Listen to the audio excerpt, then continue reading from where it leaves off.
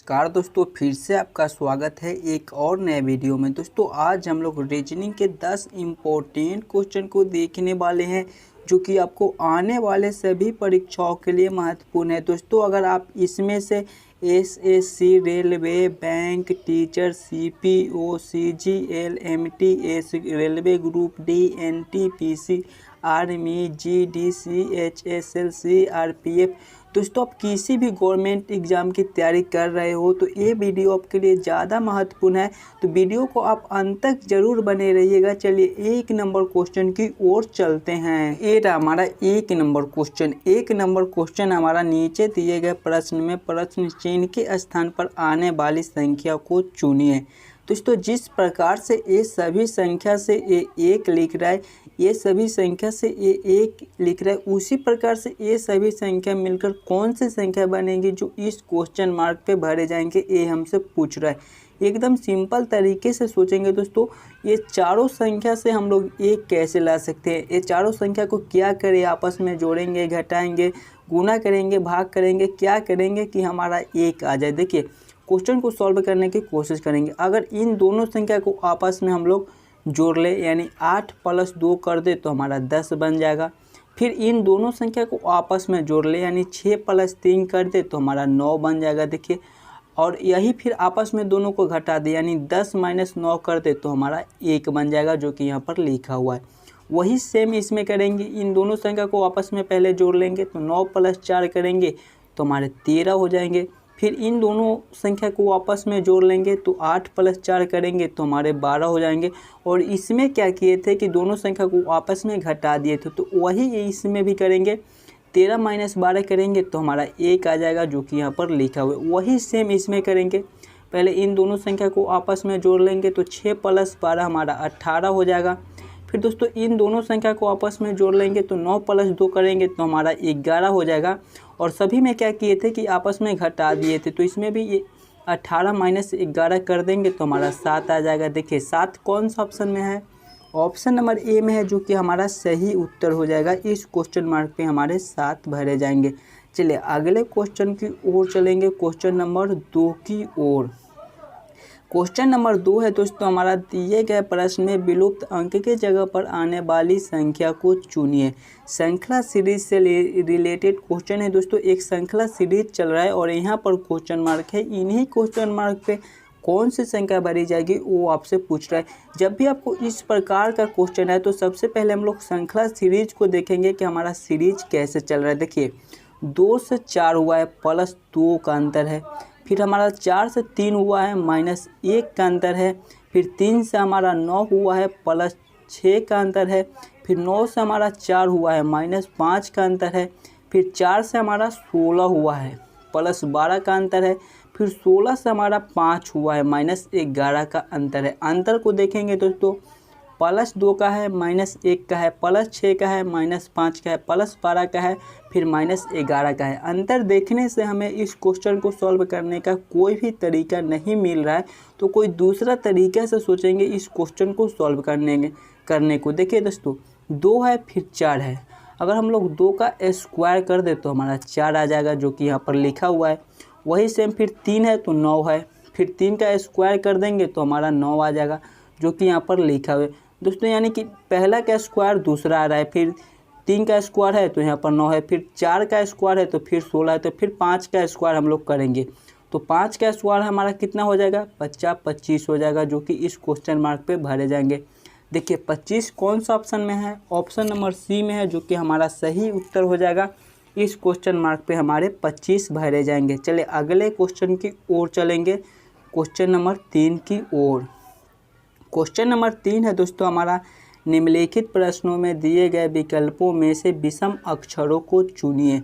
देखिए इसमें चारों ऑप्शन में सबसे अलग कौन सा, ये हमसे पूछ रहा है। ऐसे क्वेश्चन जब भी आपको आए तो सबसे पहले आप लोग ऑप्शन को ध्यान से देखिएगा कि ऑप्शन क्या क्या है। देखिए ऑप्शन नंबर ए में है BD, ऑप्शन नंबर बी में है XZ, ऑप्शन नंबर सी में है MO, ऑप्शन नंबर डी में है EF। ऑप्शन नंबर ए में देखेंगे बी है, फिर डी है, यानी दोस्तों बी में 1 जोड़ दिया है। देखिए बी में 1 जोड़ेंगे तो हमारा सी आएगा, फिर डी आएगा, यानी बी के बाद सी को छोड़कर डी लिख दिया। वही सेम इसमें है, देखिए एक्स है, एक्स के बाद फिर वाई आता है, फिर जेड आता है, यानी एक्स में भी फिर प्लस 1 कर दिया है। वही सेम इसमें है, एम ओ है, देखिए एम के बाद हमारा क्या आता है, एन आता है, एन को छोड़कर फिर ओ आता है, तो इसमें भी प्लस 1 जोड़ दिया, यानी एम के बाद एन को छोड़कर ओ ले लिया है। लेकिन इसमें देखिए ई एफ, ई के बाद दोस्तों हमारा एफ आता है, यानी इसमें एक नहीं जुड़ा है, यानी यही हमारा सबसे अलग है। तो ऑप्शन नंबर डी हमारा सही उत्तर हो जाएगा। इस क्वेश्चन मार्क पे हमारे ऑप्शन नंबर डी भरे जाएंगे। चलिए अगले क्वेश्चन की ओर चलेंगे, क्वेश्चन नंबर 4 की ओर। क्वेश्चन नंबर 4 हमारा दी गई आकृति में कितने त्रिभुज है। दोस्तों इस आकृति में टोटल कितने त्रिभुज है ये हमसे पूछ रहा है। तो सबसे पहले हम लोग बड़े वाले त्रिभुज को गिन लेंगे। देखिए बड़े वाले त्रिभुज हमारे टोटल कितना है, पहले इसमें हम गिन लेंगे कि इसमें हमारा टोटल कितना त्रिभुज बन रहा है। पहला तो हमारा ए है, यहाँ से यहाँ तक, दूसरा हमारा ए है, तीसरा हमारा ए बड़े वाला हो गया, यानी 3 हो गया। और फिर देखिए और त्रिभुज है इसमें, यहाँ तक लिए हमारा 3 त्रिभुज हो गया, यहाँ तक हमारा 3 त्रिभुज हो गया। और चौथा हमारा ए हो गया, पांचवा हमारा ए हो गया, और छठा हमारा ए सबसे बड़ा वाला हो गया। ठीक है, तो इसमें टोटल 6 त्रिभुज है। देखिए 6 कौन सा ऑप्शन में है, ऑप्शन नंबर बी में है, जो कि हमारा एकदम सही उत्तर हो जाएगा। इस क्वेश्चन मार्क पे हमारे 6 भरे जाएंगे, यानी इस उत्तर का इस क्वेश्चन का हमारा ऑप्शन नंबर बी सही उत्तर हो जाएगा। चलिए अगले क्वेश्चन की ओर चलेंगे, क्वेश्चन नंबर 5 की ओर। क्वेश्चन नंबर 5 दोस्तों मस्ट इम्पोर्टेंट है, तो पहले आप खुद से ज़रूर सॉल्व करने की कोशिश कीजिएगा। देखिए क्वेश्चन नंबर 5 हमारा निम्नलिखित प्रश्नों में दिए गए विकल्पों में से संबंधित संख्या को चुनिए। जिस प्रकार से दोस्तों 45:40 संबंधित है, यानी 45 से 40 लिख रहा है, उसी प्रकार से 56 से कौन सी संख्या बनेगी जो इस क्वेश्चन मार्क पे भरे जाएंगे, ये हमसे पूछ रहा है। देखिए 45 से हम लोग 40 लाने के लिए क्या कर सकते हैं, अगर 45 माइनस हम लोग 5 कर दे तो हमारा 40 बन जाएगा। वही सेम इसमें करेंगे हम लोग, 56 माइनस 5 करेंगे तो हमारा 51 हो जाएगा। देखिए 51 कौन सा ऑप्शन में है दोस्तों, किसी भी ऑप्शन में 51 नहीं दिया गया है, यानी इस प्रकार से इस क्वेश्चन को हम लोग सॉल्व नहीं कर सकते हैं। तो कोई दूसरा तरीका से हम लोग सोचेंगे 45 से 40 लाने को।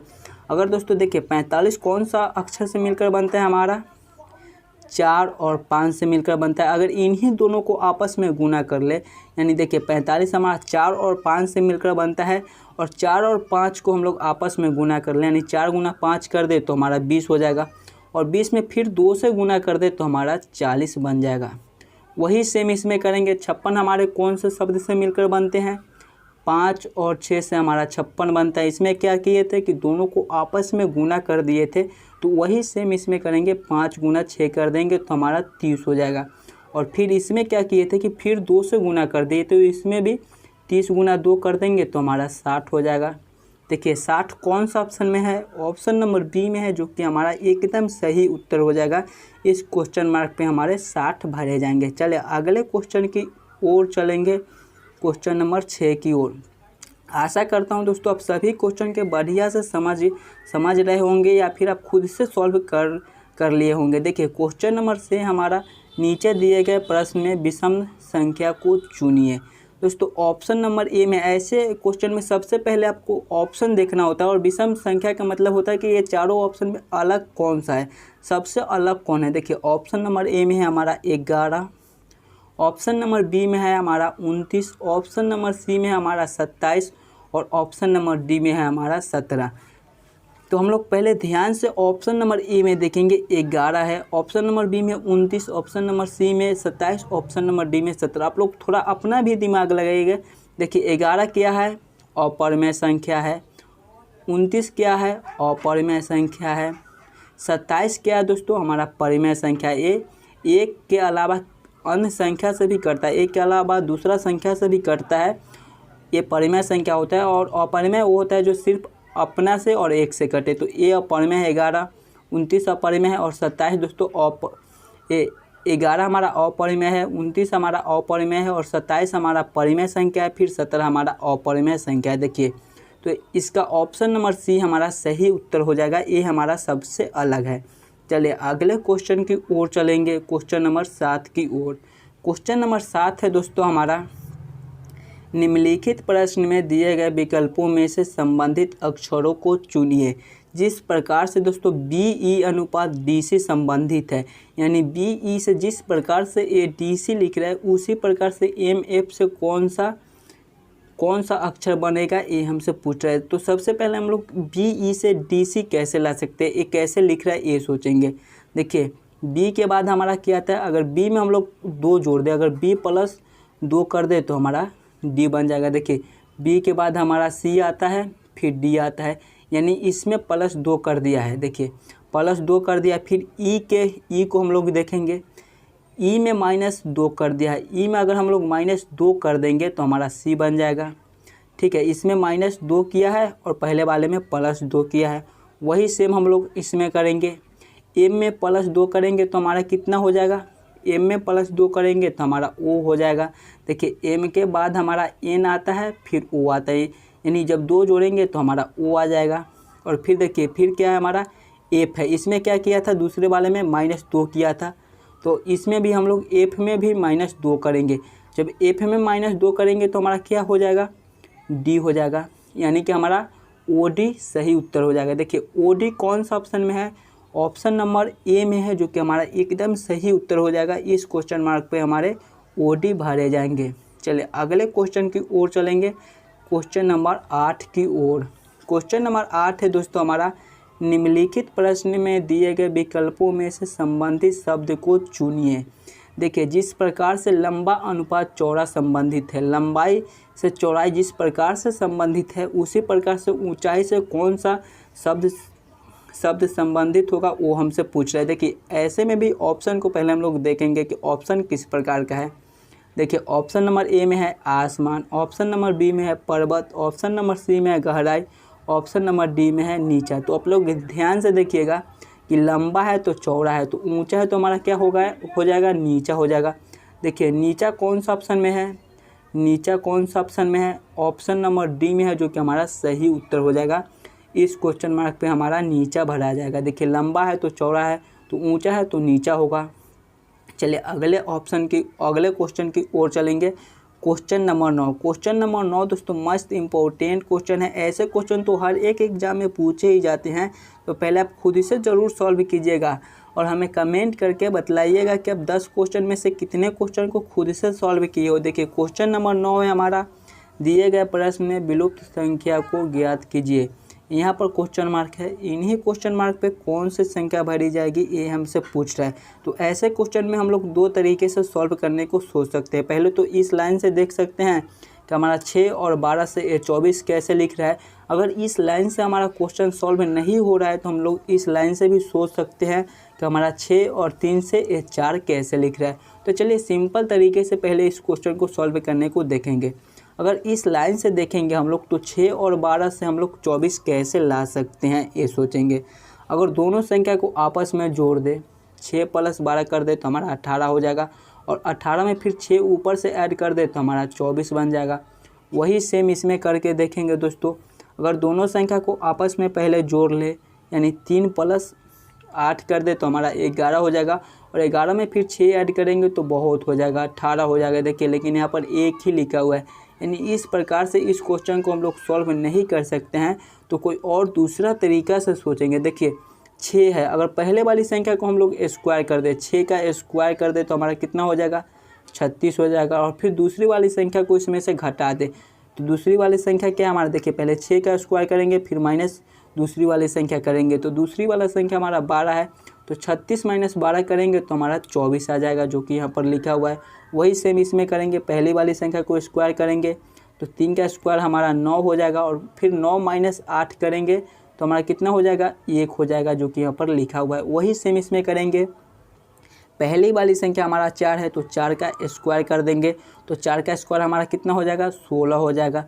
और फिर दूसरी वाली संख्या को घटा देंगे, तो दूसरी वाला संख्या हमारा 2 है, तो 16 - 2 करेंगे तो हमारा 14 बन जाएगा। देखिए 14 कौन सा ऑप्शन में है, 14 दोस्तों ऑप्शन नंबर ए में है, जो कि हमारा एकदम सही उत्तर हो जाएगा। इस क्वेश्चन मार्क पे हमारे 14 भरे जाएंगे। चलिए अगले क्वेश्चन की ओर चलेंगे, क्वेश्चन नंबर 10 की ओर। क्वेश्चन नंबर 10 दोस्तों, वेन डायग्राम, वेन आरेख से रिलेटेड क्वेश्चन है। ऐसे क्वेश्चन भी आपको एग्जाम में देखने को मिल जाएंगे, तो पहले आप खुद से ज़रूर सॉल्व कीजिएगा। देखिए क्वेश्चन नंबर 10 है हमारा, नीचे दिए गए प्रश्न का सही वेन आरेख चुनिए। पुरुष, अध्यापक, पिता, इन्हीं तीनों में हम लोग सोचेंगे कि कौन किसके साथ संबंधित है, कौन किसके अंदर आ सकता है। पुरुष है, अध्यापक है और पिता है। देखिए पुरुष के अंदर ही हमारे अध्यापक और पिता दोनों आते हैं, तो पुरुष के लिए एक गोला पहले हम लोग बना लेंगे और फिर ये सोचेंगे कि अध्यापक और पिता में भी कोई संबंध है। हाँ दोस्तों, हमारे पिता भी तो अध्यापक हो सकते हैं, यानी अध्यापक के अंदर ऐसे हम लोग कर सकते हैं। यानी पुरुष है तो पुरुष के अंदर ही दोनों अध्यापक और पिता आ जाएंगे, तो अध्यापक को पहले हम लोग रख देंगे पुरुष के अंदर, और पिता है तो हमारे पिता भी तो अध्यापक हो सकते हैं। तो इसका वेन डायग्राम इस प्रकार से बनेगा, जो कि ऑप्शन नंबर सी में दिया हुआ है। इसका सही आंसर ऑप्शन नंबर सी हो जाएगा। आशा करता हूँ दोस्तों आप सभी क्वेश्चन को बढ़िया से समझ गए होंगे, और आप कमेंट करके ज़रूर बतलाइएगा कि आप कितने क्वेश्चन को खुद से सॉल्व किए हो। चलिए हम मिलते हैं आपसे अगले वीडियो में।